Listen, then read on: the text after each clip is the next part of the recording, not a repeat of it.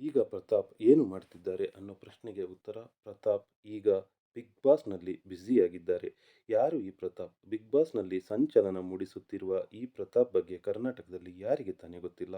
ಅದೊಂದೊಮ್ಮೆ ತಮ್ಮ ಉತ್ತಮ ಮಾತುಗಳಿಂದ ಯುವ ವಿಜ್ಞಾನಿ ಎಂದೇ ಖ್ಯಾತಿಗೊಂಡ ಪ್ರತಾಪ್ ಕರ್ನಾಟಕದ ಅದೆಷ್ಟೋ ಮಂದಿ ಡ್ರೋನ್ ಕಂಡುಹಿಡಿದಿದ್ದೇ ಪ್ರತಾಪ್ ಅಂದುಕೊಂಡು ಬಿಟ್ಟಿದ್ದರು.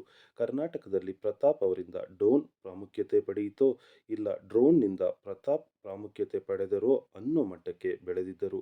ಪ್ರತಾಪ್ ಅದೇಕೋ ಇವರ ಬೆಳವಣಿಗೆ ಸಹಿಸಲಸಾಧ್ಯವಾದ ಬೆಳವಣಿಗೆಯಾಗಿ ಬದಲಾಗಿತ್ತು ಅನ್ಸತ್ತೆ.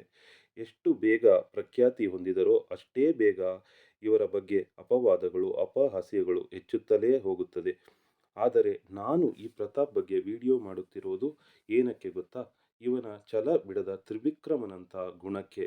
ಅದೆಷ್ಟೇ ಅವಮಾನಗಳು ಬೆನ್ನು ತಟ್ಟಿದ್ದರೂ ಅದೆಲ್ಲವನ್ನು ಸಹಿಸಿಕೊಂಡು ಮತ್ತೆ ಫಿನಿಕ್ಸ್ ಹಕ್ಕಿಯಂತೆ ಆಗಾಗ ಮತ್ತೆ ಕಾಣಿಸಿಕೊಳ್ಳುತ್ತಿದ್ದ ಈ ಪ್ರತಾಪ್ ಅದೊಂದು ಕಂಪನಿಯನ್ನು ಕೂಡ ಪ್ರಾರಂಭ ಮಾಡ್ತಾರೆ. ಅದರ ಮೂಲಕ ರೈತರಿಗೆ ಸ್ವಲ್ಪ ಉಪಕಾರವಾಗುವಂಥ ಕೆಲಸವನ್ನು ಕೂಡ ಮಾಡ್ತಾರೆ. ಪ್ರಯತ್ನವನ್ನು ಪಡ್ತಾರೆ. ಅವರು ಸ್ವಲ್ಪ ಸುಳ್ಳನ್ನೇ ಹೇಳಿರಬಹುದು. ಬಹುಶಃ ಆ ವಯಸ್ಸಿಗೆ ಬಂದ ಅವಕಾಶಗಳು ಅವರ ಕಣ್ಣು ಕುಕ್ಕಿ ಸ್ವಲ್ಪ ಹೆಚ್ಚಾಗಿ ಹೊಗಳಿಕೊಂಡಿರಬಹುದು. ಆದರೆ ಅವರೊಳಗಿನ ಪ್ರತಿಭೆ ಇದ್ದದ್ದಂತೂ ನಿಜ. ಅದಕ್ಕಾಗಿಯೇ ಅದೆಷ್ಟೋ ತಾಯಂದಿರು ಈಗಲೂ ಈ ಪ್ರತಾಪನಿಗಾಗಿ ಹೃದಯ ಮಿಡಿದಿದ್ದಾರೆ. ಅದೆಷ್ಟೋ ಕನ್ನಡಿಗರು ಈ ಪ್ರತಾಪ ಬೆಳೆಯಲಿ ಎಂದು ಅಂದುಕೊಂಡಿದ್ದಾರೆ. ಅದೇ ಕನ್ನಡಿಗರ ಹೃದಯ ವೈಶಾಲ್ಯತೆ. ಈ ಹುಡುಗ ಮತ್ತೆ ಬೆಳೆಯಲಿ ಎಂದುಕೊಂಡ ಸಹೃದಯ ಆಶೀರ್ವಾದವೋ ಏನೋ ಈ ಪ್ರತಾಪ್ ಮತ್ತೆ ಕನ್ನಡ ಬಿಗ್ ಬಾಸ್ನಲ್ಲಿ ಸಂಚಲನ ಮೂಡಿಸುತ್ತಿದ್ದಾರೆ.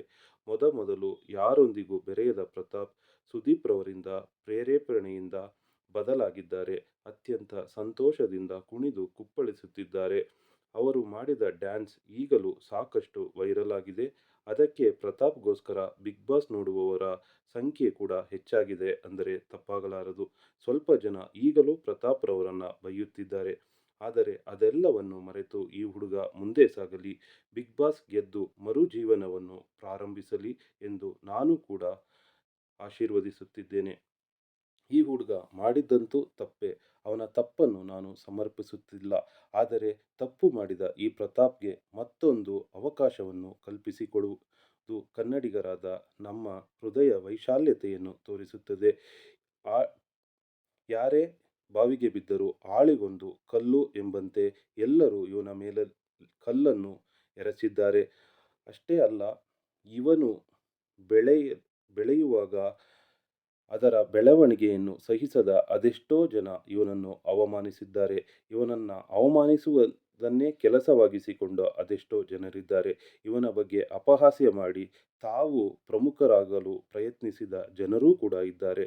ಅದೆಲ್ಲವನ್ನು ಮೆಟ್ಟಿ ನಿಂತು ಆಗಾಗ ಕರ್ನಾಟಕಕ್ಕಾಗಿ ಏನನ್ನಾದರೂ ಮಾಡಲೇಬೇಕು ಎಂಬ ಈ ಹುಡುಗನ ಛಲವಂತೂ ನಿಜ. ಆ ಹುಡುಗ ಸಾಧಿಸಲು ಪ್ರಯತ್ನ ಪಡುತ್ತಿರುವುದಂತೂ ನಿಜ. ಈ ವಯಸ್ಸಿಗೆ ಆ ಹುಡುಗ ಅದೆಷ್ಟೋ ಅವಮಾನಗಳನ್ನು ಅನುಭವಿಸಿದ್ದಾನೆ. ಆ ಅವಮಾನಗಳನ್ನೆಲ್ಲ ಸಹಿಸಿಕೊಂಡು ಮತ್ತೆ ಮತ್ತೆ ಏನಾದರೂ ಪ್ರಯತ್ನ ಪಡುತ್ತಲೇ ಇದ್ದಾನೆ. ಒಂದು ಕಂಪನಿಯನ್ನು ಆರಂಭಿಸಿ ಅದರ ಮೂಲಕ ರೈತರಿಗೆ ಉಪಕಾರವಾಗುವಂಥ ಕೆಲಸವನ್ನೂ ಕೂಡ ಮಾಡುತ್ತಿದ್ದಾನೆ.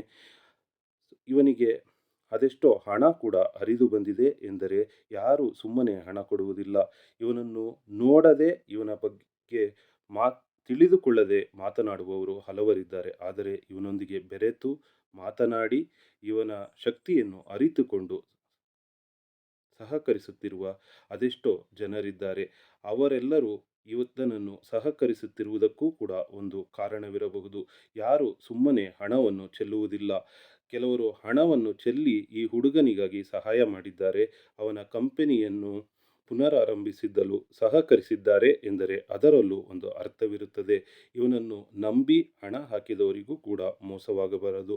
ಅದೇ ರೀತಿ ಇವನನ್ನು ನಂಬಿದ ರೈತರಿಗೂ ಮೋಸವಾಗಬಾರದು. ಈ ಹುಡುಗ ಬಿಗ್ ಬಾಸ್ನಲ್ಲಿ ಗೆಲ್ಲಲಿ, ಗೆದ್ದು ಅದರ ಮೂಲಕ ಈ ಹುಡುಗ ಹೊಸ ಜೀವನವನ್ನು ಪ್ರಾರಂಭಿಸಲಿ ಎಂದು ನಾನು ಕೂಡ ಹಾರೈಸುತ್ತಿದ್ದೇನೆ. ನನ್ನ ಈ ಹಾರೈಕೆ ಅವನಿಗೆ ಒಳ್ಳೆಯದಾಗಲಿ ಎಂದು ಈ ನನ್ನ ಮಾತುಗಳನ್ನು ಮುಗಿಸುತ್ತಿದ್ದೇನೆ. ನನ್ನ ಚಾನಲನ್ನು ಸಬ್ಸ್ಕ್ರೈಬ್ ಮಾಡಿ. ನಾನು ಹಾಕುವ ವಿಡಿಯೋ ಮತ್ತು ವಿಚಾರಗಳು ನಿಮ್ಮನ್ನು ತಲುಪಲು ಸಹಕಾರಿಯಾಗುತ್ತದೆ.